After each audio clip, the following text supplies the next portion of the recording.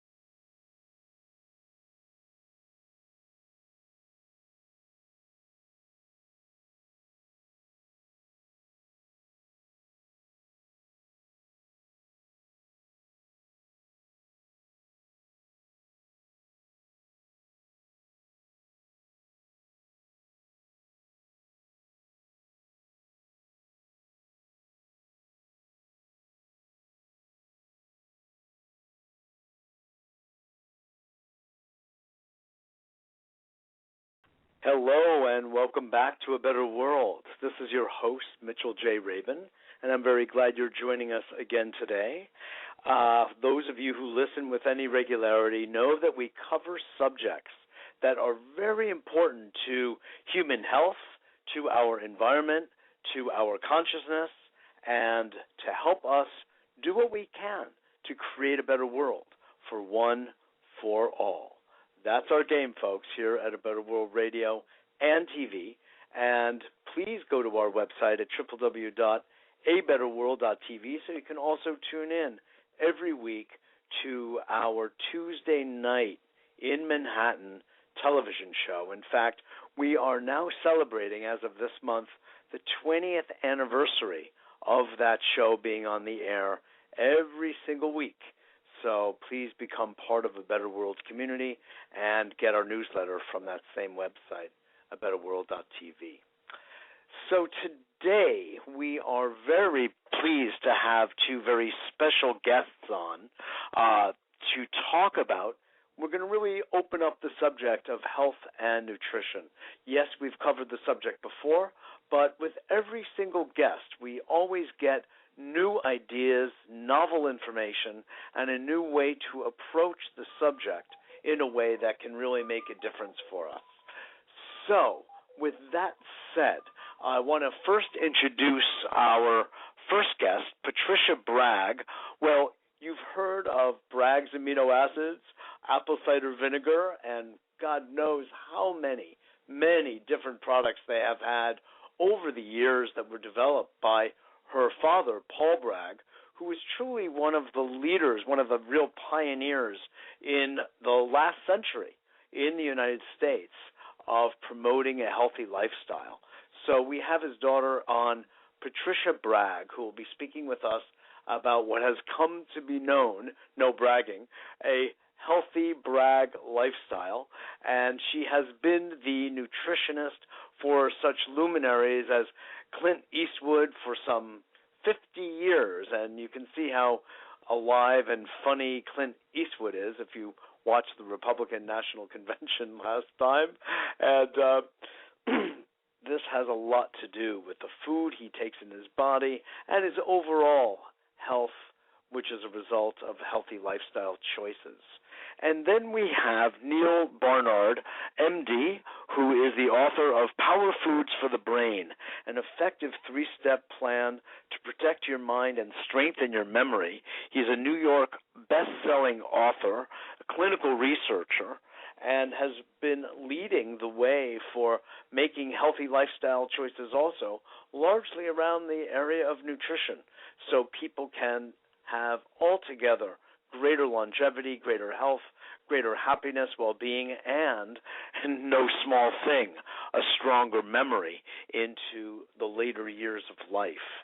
And this is so important, and I really look forward to speaking with Dr. Barnard about that, and you could say picking his brain. He has been an adjunct associate professor of medicine at George Washington University School of Medicine and Health Sciences, and is president of the nonprofit Physicians Committee for Responsible Medicine.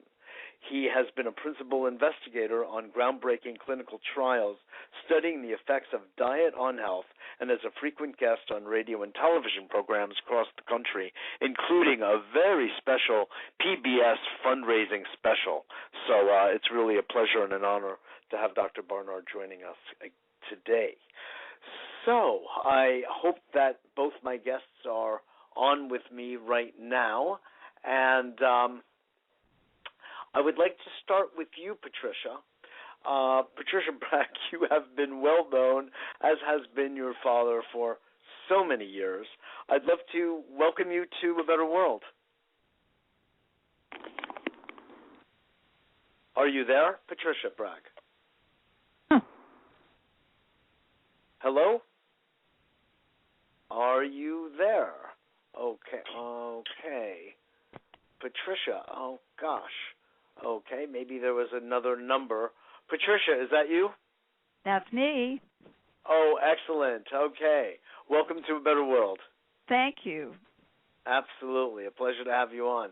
I gave a little bit of an introduction, just a touch of the fabulous work you and Paul have been up to. I mean, Paul, of course, has been a luminary for over 100 years at this point, and you have been following in his footsteps and continuing the pioneering work that he set out on when, long before the awareness of nutrition was so important to human health, it would seem to people like us today that it would have been, no pun intended, a no-brainer.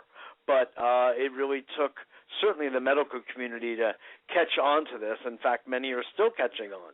But you've been leading the way in many respects over the course of decades. What are the kinds of lifestyle choices, Patricia, you encourage your clients and your students to make? Well, I'd like to say that my father, Paul Bragg, the originator of health food stores and founder of the American Health Movement, D. Everett Koop, the retired Surgeon General, that was quite an amazing man, he said, Patricia, your father did more for the health of America than any one person I know of. And that was just D. Everett Koop told me that. Yes. Now, I'll put it in a nutshell. The Bragg Healthy Lifestyle that my father started is you are what you eat, what you drink, what you breathe, what you think, what you say, what you do. Simple as that in a nutshell. What you eat and drink today walks and talks tomorrow. Food is fuel. You can either put in health or sickness. It's up to you what you put into your mouth that becomes you. And next is what you breathe. Breathe, oxygen, the invisible staff of life. And that means no smoking, no secondhand smoke. In other words, oxygen, the invisible staff of life, gives you energy. We teach deep breathing. We have a book on superpower breathing. Bob Anderson, the leading stretching coach in the world, teaches Bragg superpower breathing. And guess what it does? He said, Patricia, your breathing exercise create Olympic champions. My cousin Don Bragg, the first one to pole vault 16 feet in the world. I was there in Rome when he received a gold medal for the first one to do 16 feet. You are what you eat, drink, breathe. Next is what you say. Woo! Words are living. They can hurt. You could say what goes into your mouth and what comes out of your mouth. That's exactly right, Mitchell. Right. You are what you eat, drink, breathe, and then think. Look at this. Think. Woo! I'm on my brain, not my human computer. Oh, my golly. I keep active physically, mentally, spiritually, emotionally, and even you have to nowadays in this turbulent times financially. Most Americans overdue on their credit cards. They spend money they don't have. In other words, keep everything in balance. Exactly. So just including your finances. That you are what you eat, drink, breathe, think. Your brain, your computer, garbage in, garbage out. I don't watch any murders on TV. I'm not interested in the war pictures. I keep positive thoughts.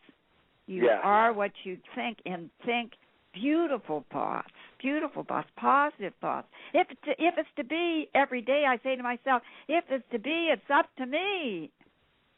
You see, to be healthy and fit. And right now, as I'm talking to all of you out there, I'm doing stationary jogging. With every jog, my 70 trillion cells are clapping hands. They're getting circulation. And stationary jogging. I'm doing it right now, stationary jogging. What, right now as I'm talking to you. And guess what? I'm not out of breath. Not out of breath. And I have millions of people at night when they're watching the telly and all over the world, for 5 to 10 minutes of every hour they sit, I want them to say, sign a pledge. They'll get up and do stationary jogging for 5 to 10 minutes of every hour they sit in front of the telly. Well, and please you know explain. This is new. What is stationary jogging? That's right. And barefooted, right? In their living room. So does that mean, please illustrate that for us. Well, I'm doing it right now. Barefooted, say you're sitting in front of your telly and you're watching the night news. Yes. So you sat for 40 minutes, then you get up now, barefooted, and do stationary jogging, and I'm doing it right now. So you just stand in place and you move one leg to the other. You go shifting weight. You bounce up and down your body. Yes, up and down. Okay. Up so and that's, down. And that's I have affecting your lymphatic system. That's exactly. My feet are roughly 12 to 14 inches apart. Yeah. And what you do, you suck in the gut, tighten the butt, lift up the chest, and you use your arms back and forth like you're swinging. Yes. Back and forth. And I have some people use 5 or 10 pound weights, and they do a few little weight lifts. Back and forth, up and down, from your shoulder up over your head. And it's a lot of fun, and you should see the testimonies I get. People say, oh, Patricia, I feel so much better. I've lost some weight. So remember, you are what you eat, drink, breathe, think, say, and do. Yes, exactly. 640 muscles. You either use them or lose them. Now, I want all of you to write this down right now as you listen. And I want you to go, to www.BraggHawaiiExercise.com. BraggHawaiiExercise.com. Okay. And then you're going to see the class has been going on, all three at Waikiki Beach, for 42 years. And it's 6 days a week, and everybody watching, you're all invited. It's free, 9 to 10:30, 6 days a week. And everyone is invited that's listening, huh? All we have to do is get to Waikiki Beach. That's right, and there's plenty. And we'll do stationary walking on the airplane. That's actually a very good place to do it. My dear, no, I go to the back of the plane. Yeah. Back of the plane, and I do stationary jogging on every plane. I've made 30 world crusades around the world. And I go in back of the plane, and I do my stationary jogging. I don't bother anybody. And I do my wall push-ups. And I do that in airports. Wonderful. I put my time to good use. And then in airports, if I have a layover, yes. You are a lot of fun, and I'm realizing that there's one little note that you don't have in the idiom that you use, which is the value of laughter. I mean, I know you know it, but humor, laughter, and fun. My dear, when I was a little girl, they called me Giggles.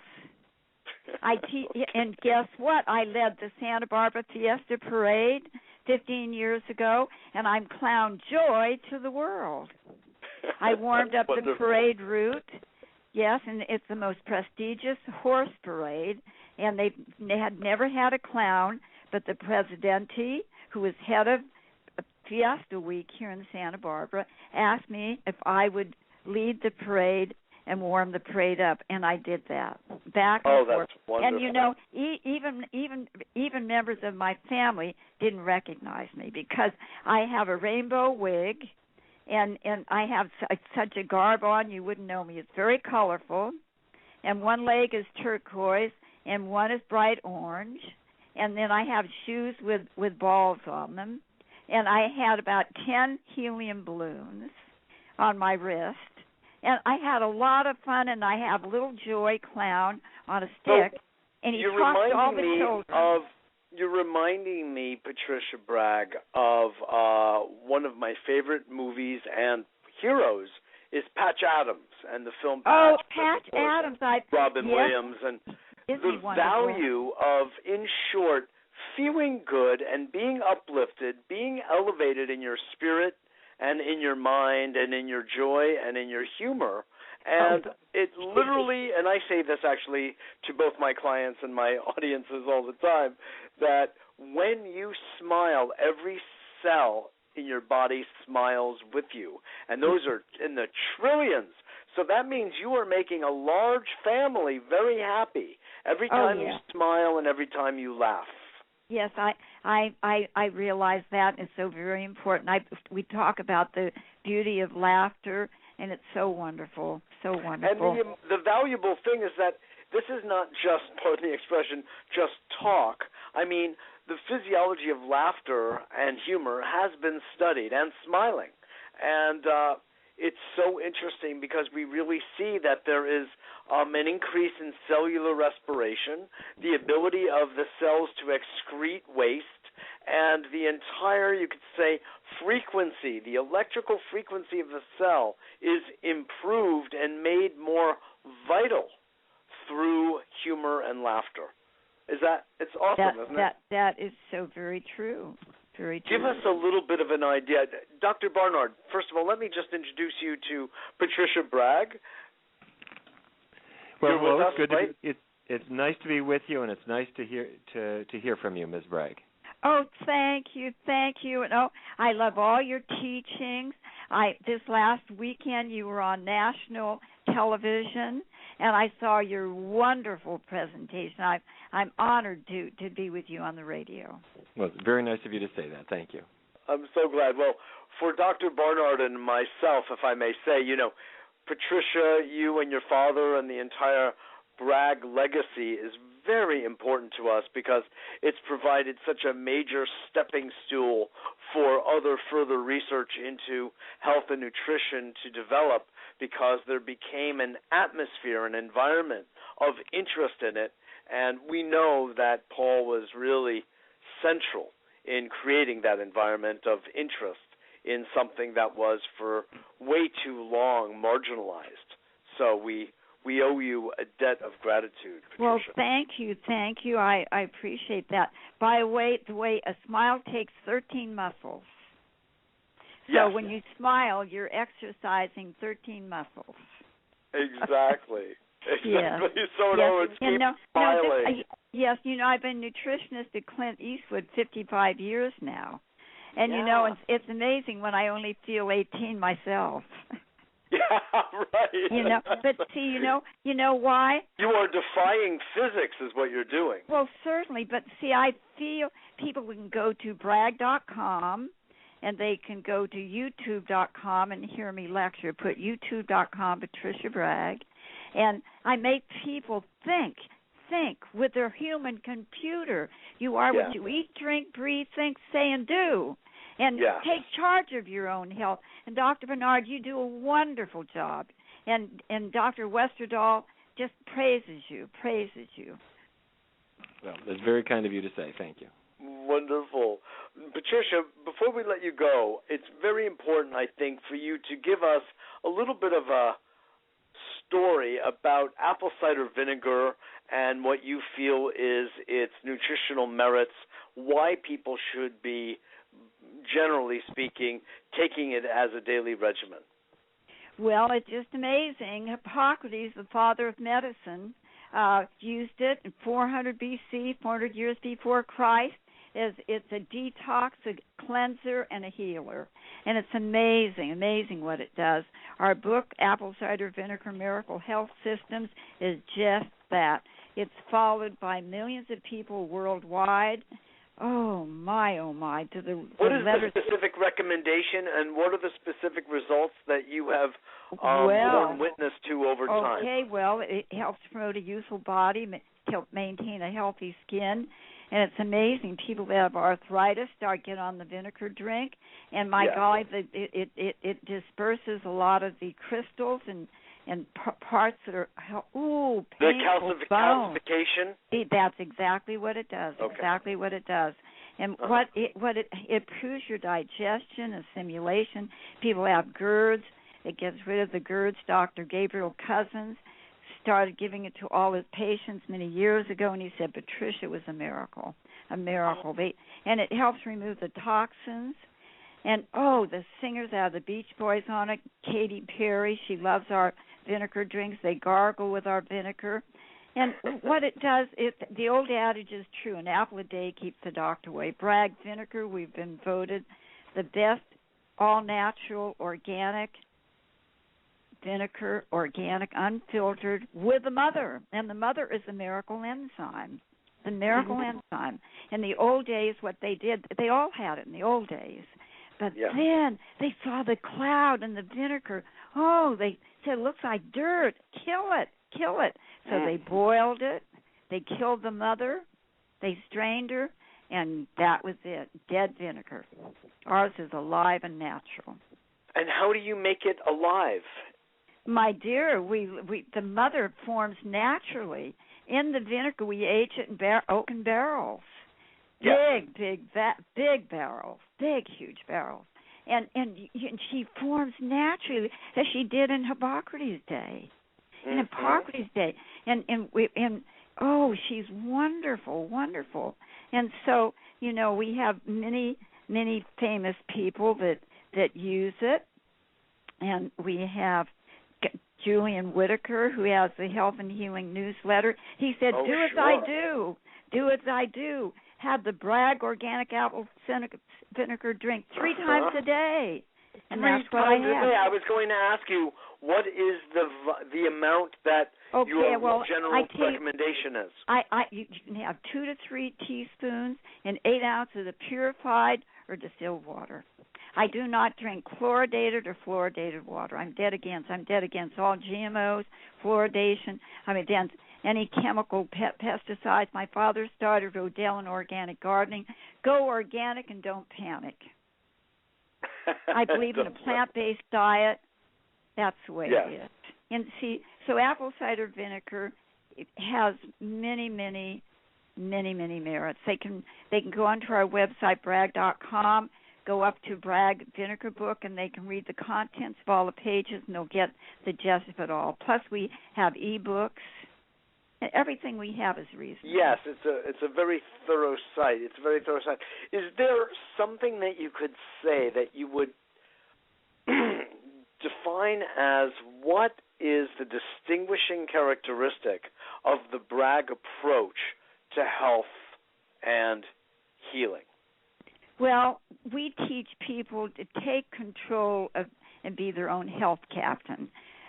Our books are we teach them self-health.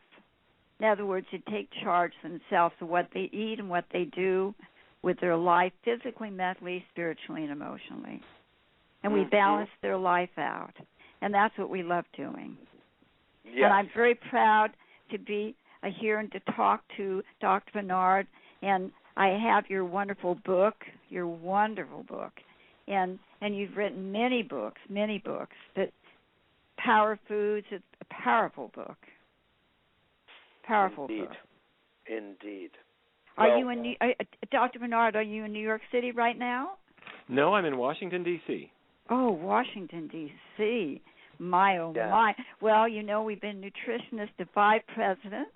And I even, one Christmas, Reagan asked me to help come and trim the Christmas tree. And that was a lot of fun. Who were the other presidents that you and your father were serving? One of our favorite ones was Harry Truman.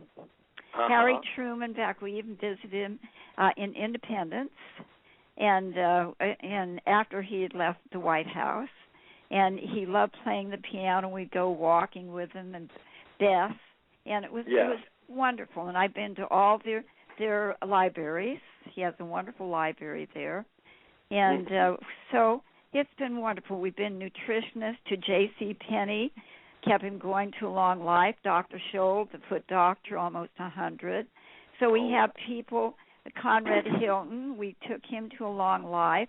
And we had the Ford family, Henry Ford, and go on and on, Elizabeth Arden. I could go on. We had the Bates Bedford family, Cannon Towle family. Dad had a lot of the tillers of America in the early years. And we had well, there were so few people that were promoting a healthy lifestyle. It just wasn't part of the language. Yes, Mitchell. My father was the one that really laid it out simple. We went all over. Dad went all over America, and I traveled with my father for 50 years, and I loved every minute of it. We were on the road 8 to 10 months out of every year. We've lectured in every major city of America and around the world. And every city in the early days had no health food stores. He started the first, named it Health Food Store, keep everything simple, he said. And every city he went to, who wants to open the first health food store? This will be the first in Pennsylvania. And he said, you have to have a little retail operation, and we'll put the Bragg Health Foods in there. And ladies and gentlemen, there'll be a health food store tomorrow. And guess what? That was GNC. They had a little Laxum yogurt shop downtown Pittsburgh. And he did that all over America. And he put people in business in 24 hours. If they had a little retail operation, he would have a carpenter come in, put some more shelves on. We had the first herbal teas. We had the first vitamins. We had the first wheat churn. We had the first 7-grain cereals. Did Paul Bragg know Dr. Gerson? Yes, of course he did. And I know Charlotte, his daughter. And it's wonderful. Dad knew Dr. Kellogg and his brother. He knew all the old-timers. Yes. Yes, indeed. Oh, yes. Oh, did he know Dr. Henry Beeler? My dear, Dad was the one that started Henry Beeler. And so? Yes, and he was wonderful, wonderful. Dad knew all the old-timers. And Dr. Barnard, do you know Henry Beeler? I'm afraid I don't. No, okay, that was before his... Again, going back to the 30s, he was really one of the original MDs who got on the bandwagon My with dear, nutrition. that's exactly right, and my father was his inspiration. Zucchini. He was very hot on zucchini juice, as I remember. He was wonderful. All the green juices, and Dad was the inspiration to Ann Wigmore, who started wheatgrass. Of course. Lee Lord Cordell heard my father lecture in San Francisco and got started. Gaylord Hauser worked for my father. He came from Germany and came to my father's lecture. Dad was an inspiration to people in all walks of life and inspired them to be healthy and to go out and be a health crusader. Yes, exactly. You know, I'm glad you're taking a few minutes to go over this, Patricia, because it's really kind of, I think, valuable for all of us, Americans especially, to see that there has actually been a long-time legacy of focus on nutrition and the understanding that food really is, as Hippocrates said, our best medicine, which is the name of Dr. Henry Beeler's book. And in other words, it's not just new. It didn't just come out with the health food revolution that happened in the 60s among the hippie movement. It's actually got a long-term history. I mean, Arnold Ehret, of course, and the mucusless diet. Oh, now he was my father's dear friend. My father was the day that he died in an accident as he was crossing the street downtown Los Angeles after lecturing. A car whipped around the corner and almost ran him over, and he fell backward and hit his head on the curb, and he was gone in minutes. Well, Patricia Bragg, I want to just thank you so much for weighing in so wonderfully with your very lighthearted and also comprehensive perspective on I appreciate components that, of health. I appreciate that, Mitchell. My father, I want to say, was the start to Eugene Schiff Vitamins. He was the inspiration to Bill Gall, the Good Earth restaurant, to the Garden Burger young man, and many other people, even Trader Joe. Oh, really? Yes, he was the inspiration to many, many people. And Jack LaLanne was his proud student. God, he was a sickly little boy, 15, been out of school over a year. Oh, he had a blinding headaches and boils and carbuncles. He was so weak he had to have a back brace to sit up straight. One lecture at the Bragg Health Crusade, and he heard my father. He said, I want to be like him. The whiter the bread, the sooner you're dead. You got to get out and exercise. And, my father did some cartwheels, walked on his hands, and Jack said, I want to do that. And Jack LaLanne that night became a student of Paul Bragg. That's beautiful. I want to just thank you again, Patricia, for giving us both the history and carrying on the legacy, because it's a powerful one, it's an influential one, and you and your father have made a tremendous difference for presidents and all over Hollywood and all over the country. You've really made a great, great contribution. Thank you, Mitchell. Thank you. Thank you. It's been an honor to be on your show, and I say congratulations, Dr. Barnard, that I watched you on public television. It's wonderful. Thank you so much. I really appreciate that. Wonderful. Patricia, if you'd like to stay on, certainly you may. We're going to turn our attention now directly to Dr. Barnard and his work. I would like that. I will be part of the audience. Absolutely. You're most welcome. You're most welcome. I want to let everybody know that you are listening to Mitchell J. Rabin on A Better World. We're on every Wednesday at 6 p.m. Eastern Standard Time. We love when you join us. We so appreciate your attention and your listening to these shows that really are making an impact on people's lives 1 week after the other. You can visit us at our website and become part of our A Better World family. Get our free newsletter every week, which announces our weekly radio and TV shows at www.abetterworld.tv. That's abetterworld.tv, and join in on the fun. Well, I would like to say, Neal, that it's very much obvious to me that the work that Paul Bragg has done, and then following in his footsteps, and actually alongside him, Patricia, have laid a path that has allowed thoughtful men like yourself to be able to get grant money and to get the interest of government and other institutes to fund the research that you're doing that I think is so critical to helping us understand such things as diabetes, such things as Alzheimer's, and any number of other kinds of rather standard disorders that can really be remedied with good quality nutrition.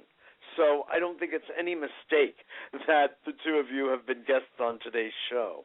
And, there's a historic value to this, as well as you leading us very much into the future with the writing that you've done, with the recent PBS special that you've done on power foods for the brain. You talk about an effective 3-step plan to protect your mind and strengthen your memory. Do you want to just launch into that, and then we can spread out a little bit from there? Sure, you bet. And I also want to mention that one of the foods that we promote are green leafy vegetables, because they're loaded with folate, which is a protective B vitamin, as well as having none of the bad fats, and they're good in so many ways. But I have to say, growing up in Fargo, North Dakota, as I did, I never tasted kale or collards. These were just not part of our routine. And the first time that I ever had kale that I thought was really delicious was in a little health food store. And I bought the kale, and I brought it out, and I thought, this is delightful. What is this on the kale? And you know what it was? It was Bragg amino acids that had been sprayed on there. And for any of your listeners who have not had this, it's in every health food store in the world sells this. And it's a little bit like soy sauce, but it somehow mixes up with the kale, and it makes it absolutely like dessert. So anyway, I am very grateful to what the Bragg family has done, because they took kale and made it palatable. But anyway, but you asked about power foods for the brain. When I was in medical school, we had the feeling that Alzheimer's disease was not something that could be prevented. It was simply part of old age. and dictated to a very substantial degree by genes. There's a gene called the ApoE epsilon 4 allele, which will not be on the test. But if you've got it, you're headed for this. If you've got it, you're headed for this disease. If you don't, you may be spared it. Well, we have learned over the past decade or thereabouts, by looking into the human brain and seeing the abnormalities that occur as Alzheimer's disease is forming, that it's not just part of aging, that there are structures, abnormal structures forming in the brain. They're called amyloid plaques. And if you looked at them under a powerful microscope, they would look as if they were tiny balls of yarn or little meatballs. They're formed of collections of proteins that are coming out of the brain cells. This is the beta amyloid. There are traces of metals in them, and they are gradually destroying the brain cells, according to the best evidence that we currently have. Is that including, by the way, aluminum? Because it's my understanding that aluminum has been linked with the occurrence of Alzheimer's. When you look into the brain of Alzheimer's patients, you do find aluminum. The aluminum does seem to get into the plaques, and it's not the only metal. Copper does, iron does, zinc to a degree. But of course, aluminum, all of these are trace minerals that the body needs. So are you suggesting that this would be excess minerals then that are found in the diet? With regard to iron, copper, zinc, yes. You need a little bit of iron for healthy red blood cells. You need a little bit of copper for enzyme function. If you don't have iron or copper, you're not going to be healthy. But in even modest overdose, in the same way that iron rusts or copper gradually corrodes, in your body these metals will oxidize as well. And as they do that, they spin off what are called free radicals that destroy the brain. At least that's the current theory. Now, I do want to add... But why wouldn't the body naturally just eliminate the excess of these trace minerals? Why would they aggregate, let's say, in the brain as this plaque? If a person is following a healthy plant-based diet, they're not going to acquire an excess of them in all likelihood. Okay. If you look at the form of iron that is in green leafy vegetables or in beans, it's an iron called non-heme iron. And if you have a lot of iron in your body already, the absorption of non-heme iron is reduced. If you're low in iron, the absorption is increased. So your body is able to take this into balance. On the other hand, if you grew up like I did in Fargo, North Dakota, and you were encouraged to eat meat every day for iron, the iron in meat is called heme iron, and that's more absorbable than the non-heme iron pretty much no matter what. So you might be iron overloaded, and your body will tend to absorb more and more, which is why people in America, where meat is a staple, tend to be iron overloaded. Same with copper. It's in liver, it's in lobster and shrimp and crabs, the mobile shellfish, and so there are a number of sources of it. I should say aluminum is not needed by the body. It is a neurotoxin. There's no reason to have it at all, period, but we do get it in cookware and some... And aluminum cans. Aluminum cans, exactly. Some preparations, certain antacids have aluminum and some other things too. Correct. Which is a good reason to avoid them. It's a good reason to read labels. It's very easy. You go to the store and you say, I have a little acid stomach. You pull out one antacid and it has aluminum in it. It says right on the label. You look at another one, it doesn't. Very easy. If you're making a recipe, one baking powder has the aluminum, the other doesn't. So it's very easy to make these choices. If you use a deodorant, it doesn't have aluminum added to it. If you use an antiperspirant, it does, and it's absorbed through the skin. But most people don't think about this because they hadn't heard that aluminum could be a problem. Now, I should hasten to say that when I talk to my colleagues in medicine, there are a number of good, well-respected neurologists who do not feel that the evidence is strong enough on aluminum, and not as strong as it is, say, for copper or for iron. And my view of this is that while science is sorting that out, it's good to stay safe, to err on the side of caution. Yes. And it's easy to choose the aluminum-free products. So I encourage people to do that. Well, I think that's actually an incredibly healthy idea about a lot of things, because even such things, and not to deter us, but let's just say genetically modified organisms, while the science is being done independently, which we hope it is being done, instead of relying simply on corporately sponsored research that until we have real longitudinal studies that let us know of the safety of these foods, we should be just staying away. Your thoughts? We should err on the side of caution. We should eat the things that we know are helpful for us. One of the most striking research studies was done in Chicago, called the Chicago Health and Aging Project. They began in 1993, and they brought in thousands of people and tracked what they ate. And in 2003, they reported that those individuals who tended to stay away from what I'm going to call bad fats, mostly the animal fat, saturated fat, and the trans fats that are in many snack foods, those who tended to avoid them had, roughly two-thirds less risk of developing Alzheimer's disease. And two-thirds, say around 60 to 70% less. And in addition, they found that people who ate foods that were rich in vitamin E, I'm speaking of certain nuts, walnuts, pecans, almonds, certain seeds like sunflower seeds and sesame seeds, they also had a substantial protective effect as well. And when I started reading these studies and many others, I began to discover that the body of evidence was strong enough that I wanted people to know what these steps were. And my typical way of working was, if I just found one small study somewhere, I thought, I'm not so sure that we can really hang our hat on it. But when you see consistent evidence from many studies all pointing in the same direction, at some point you have to say, I want to take advantage of this, and I want to see if I can reduce the likelihood that I could develop Alzheimer's disease. And frankly, while I'm younger, I want to have a good, sharp mind as well. Sure. And that was the reason that I wrote Power Foods for the Brain, is so that people would have this information at their fingertips. That's wonderful. I'm so glad you did. It's very interesting, and I really have had a chance to see your PBS special, which is excellent, and it's a really fine articulation of the same ideas. But we all know, ironically, that we need fats, and fats are one of the greatest foods for the brain and for the nervous system in general. So what are those fats that you do recommend? It's funny. I asked the audience in the PBS show, I said, what kind of fat does the brain need? Because it doesn't need bacon grease, it doesn't need chicken fat.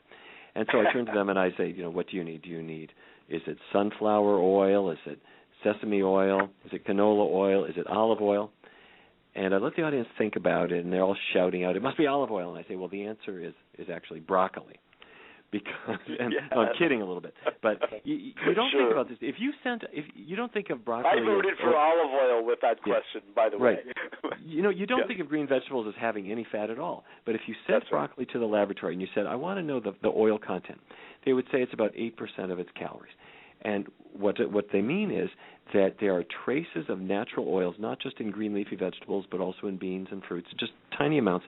And what they have, when you eat these on a regular basis, it becomes a substantial amount, and the oil, or the constituent of the oil that's most key, is called alpha-linolenic acid. The thing to remember about ALA is that it is the mother of all the omega-3s.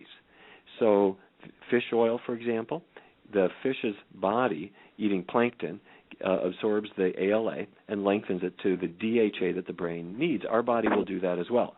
But our body will not do that if we're not eating the green leafy vegetables or the other sources of ALA, like walnuts or soy products. And we'll also have trouble if we eat a lot of competing fats, because your body takes that ALA and it lengthens it out. Enzymes will do that. If they're preoccupied with other not-so-healthy fats, then they can't produce the natural fats that your brain needs. Oh, that's interesting. So even if you eat, let's say, broccoli, what are the other leafy greens that have that same oil? Virtually all the leafy greens. So let's they all say do. broccoli, Collard greens and kale as well. You got it. Kale, So collards, what you're Brussels saying sprouts, is spinach, all of them. Oh, excellent. So I understand. I want to see if my brain is still working there, Neal. Have you had your collards today? Yes, I have. Good. Then you'll have no trouble with it. I make a green juice every day, just about, with collard greens and apples. Yeah. And that's only after I have my apple cider vinegar, Patricia. So well, there you are. Please know, yes. I have a somewhat healthy diet. But my question to you is, or so I understand, even if you are consuming the healthy fats, if you are also eating the competing fats, the trans fats, the bad fats, you are competing with the same enzymatic activity, and you're even eating the healthy ones will be compromised. That's right. And as a matter of fact, I think that's why people, that's sort of the rationale for fish oil, really. I don't recommend fish, and I don't recommend fish oil. But when people see benefits from it, I think what they're doing is they're really trying to build up the good fats to counter all of the bad fat that they are getting in cheese and other dairy products, in chicken fat, in beef fat. And so my point is, what if you weren't eating any of that stuff? Yeah. You weren't eating the beef fat, the chicken fat, the dairy fat, none of that. And you weren't having the fish oil either. What would you be left with? The oils that would be left in your diet would be the ones in green leafy vegetables, in beans, in fruits. And those tiny traces, your body only needs a very few percentage, just 2 or 3% of its energy, its calories, from these healthy fats.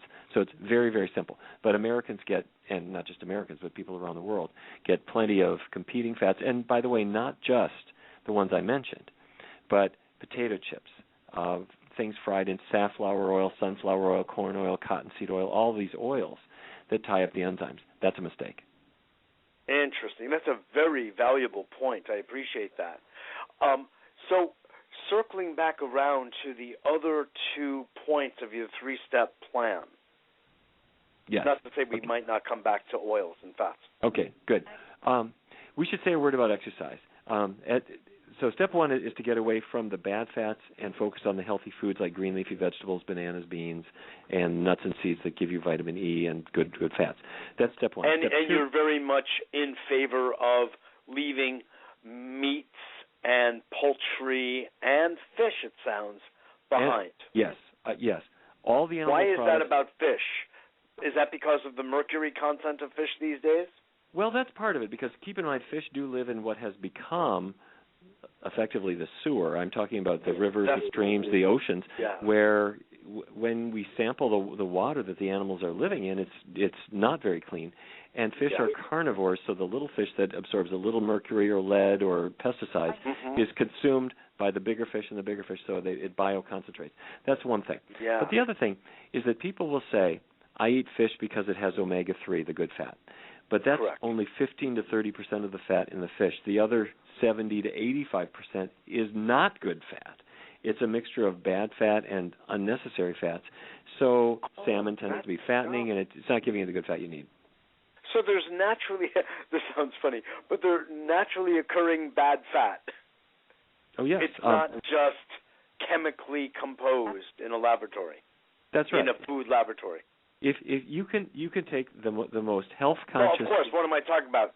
The animal fat. Yeah. Right. The most health conscious chicken, a non-smoking chicken. I'm teasing you a little bit, but an organic, happy chicken. Cage-free, exercises regularly. Right. Now, and once that chicken is brought to the slaughterhouse and goes through the slaughter process, and you take the fat out, and if you were to send it to a laboratory, it's very high in the saturated fat that is linked to Alzheimer's disease. Same with beef fat and pork fat, somewhat less in fish fat, but there is still a substantial amount of bad fat, saturated fat in fish as well. Now, I grew up in North Dakota. I come from a long line of cattle ranchers. They're good, decent people. But I have to say, I strongly encourage people to get away from animal products. The healthiest diet is a vegan diet, meaning no animal products at all. And it doesn't have to be punishment. It can be, frankly, it's delightful. Later on tonight, I'm going to an Italian restaurant, and a group of friends are going to sit around, and I know that the waiter is going to say, would you like a glass of red wine? And somebody will say, sure, let me have a glass of wine. And then a little salad and a bowl of minestrone or lentil soup. And then when the angel hair pasta comes by, it'll be topped with artichoke hearts and wild mushrooms and chunky tomatoes and a spicy sauce and maybe an espresso for dessert if people want it. The point I'm making is this is not a diet of deprivation. It's very, very easy. Now, personally, I don't drink alcohol and coffee and things like that, but people who do, we don't take it away. What we're taking away is the bad fats in the animal products and emphasizing the vegetables and fruits. If people will do those things, they'll be able to reduce the risk of brain problems later in life. Interesting. We are speaking with Dr. Neal Barnard, who is the author of Power Foods for the Brain, an effective 3-step plan to protect your mind and strengthen your memory. And on the earlier part of the show, we had Patricia Bragg of Bragg.com, whose father is Paul Bragg. We went into that in some depth, one of the founders and pioneers of the health food store movement and the role of healthy lifestyle choices in the United States for so long. And Dr. Barnard is discussing with us how to have a healthy brain and things that we can do to strengthen our brain, to strengthen our memory, which is powerful, by the way. It's actually power itself, because power comes through knowledge and the accumulation of information and its rightful use. And if our brain isn't working well, nothing else really is. So I very much appreciate this. Now, there's this amazing film, you probably know, Dr. Barnard, of Forks Over Knives. Yes, I'm familiar with it. Case, yes, is made, of course, for a vegetarian diet, for a plant-based diet, and these are old pieces of news. Now, needless to say, there are many people who, even in the organic movement, who will make a case for quality organic meat and poultry and fish. What do you have to say about that? I think if you want to feed that to your cat, that would be fine. Because your cat is a carnivore, you're not. And what I'm trying to do... When you say you're not, what do you mean by that? I mean that we are great apes, not carnivores. Okay. If I pose this question to Richard Leakey. I don't know if you know the famous paleoanthropologist. Yes. And the natural diet of humans, if you go way, way back, millions of years, would have to be very similar to the natural diet of the other great apes, chimpanzees, orangutans, gorillas, bonobos, which is to say that we were eating things we could pick with our hands. We weren't out capturing animals. We weren't milking cows. These were things that we didn't do. We were vegetarian, presumably. Yeah. And the other great apes are, for the most part, vegetarian. So I asked Dr. Leakey, I said, how did meat eating begin? And he said he felt it was not natural to us. If you look in the human mouth, our canines, we don't have the canines that a dog or a cat has. Our canine teeth are no longer than our incisors, and that change occurred at least 3.5 million years ago. But meat eating presumably began once we had stone tools that could do what sharp teeth might otherwise have done. And so we could... Such as knives. Well, knives and cruder things. But what we would do is maybe find a kill that a lion had left behind. You'd scrape some of the meat off the bones, and you'd be able to eat it, starting by scavenging. And fire then made it easy. And you think, well, it's been a long time since the Stone Age began, but the fact is we have pre-Stone Age bodies. So to this day, when you get away from meat, dairy products, and so forth, your risk of many conditions drops quite dramatically.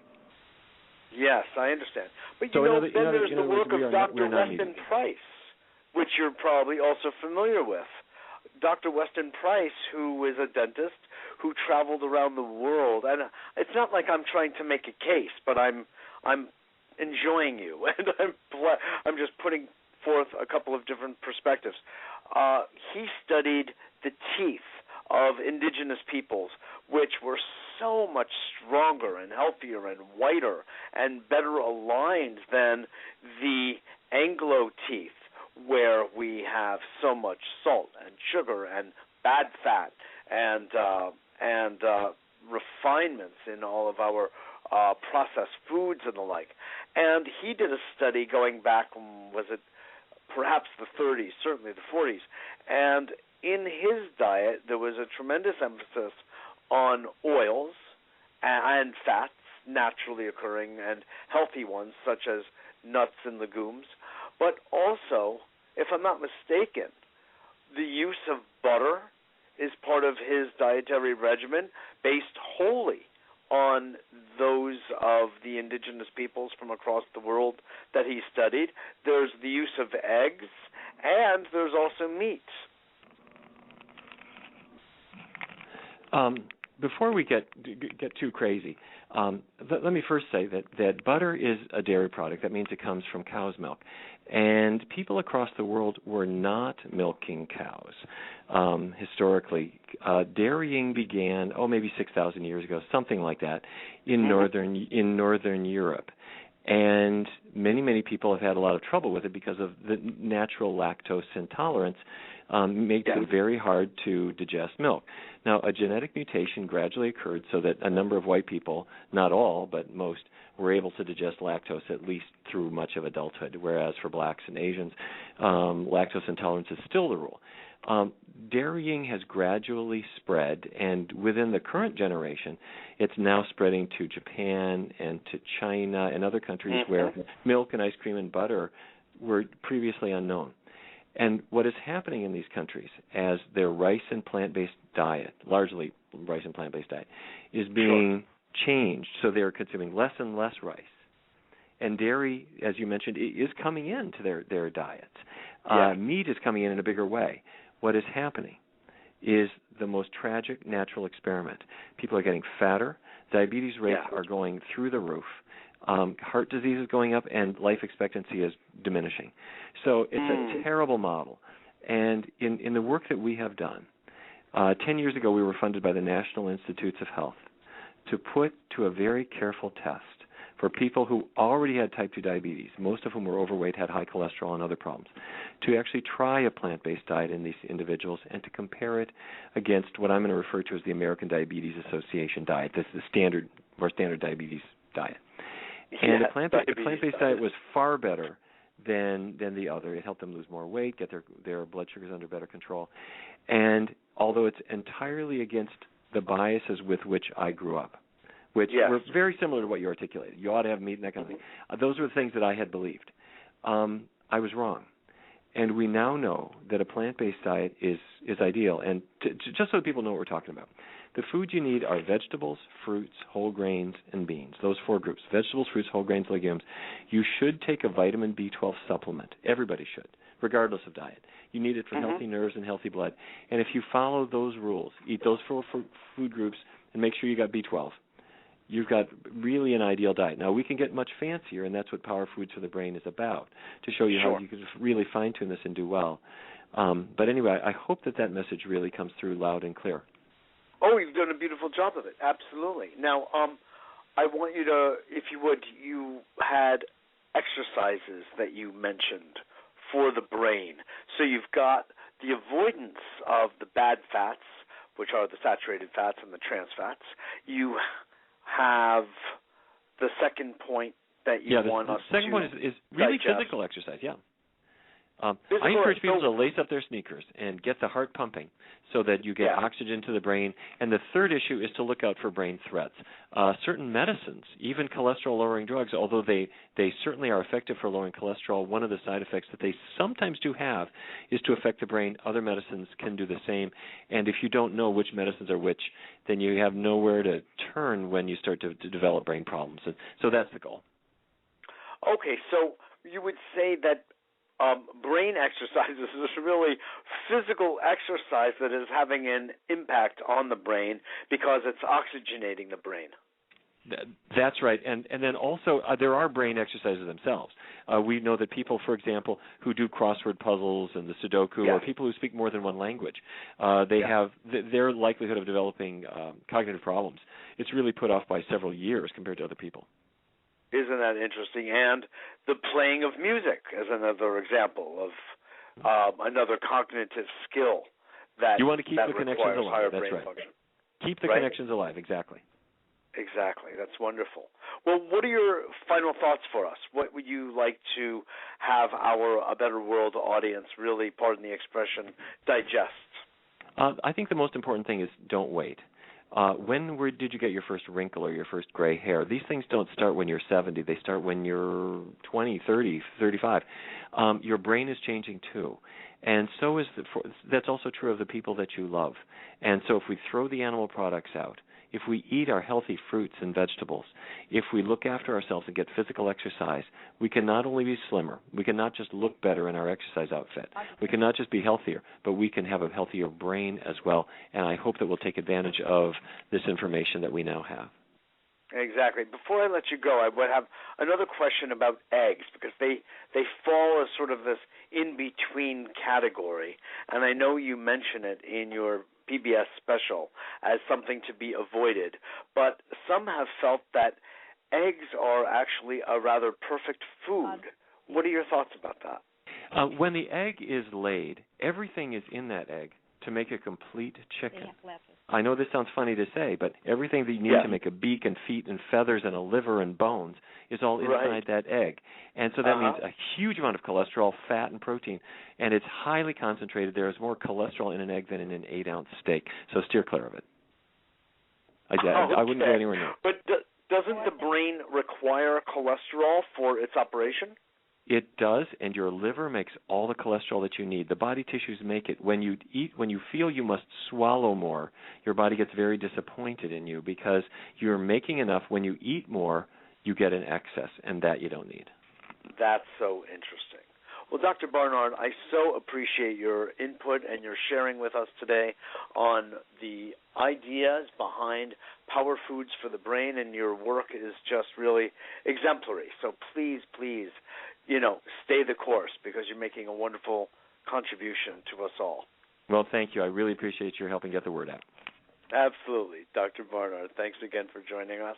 And Patricia Bragg, if you're still there, I want to just thank you as well for joining us today and sharing your insights and your experience with us on A Better World. And she's not there, so I want to thank her anyway. And thank you both. This is Mitchell J. Rabin for A Better World. I so appreciate your joining us today. Remember to visit us at our website at www.abetterworld.tv. This show is archived at that website and Blog Talk Radio, so you can listen to it anytime, and you can take the link and forward it to your friends and family. I am sure you know people who could really benefit from this information. And Dr. Barnard's book is available on our website as well at abetterworld.tv. Just right near the link, you'll find it.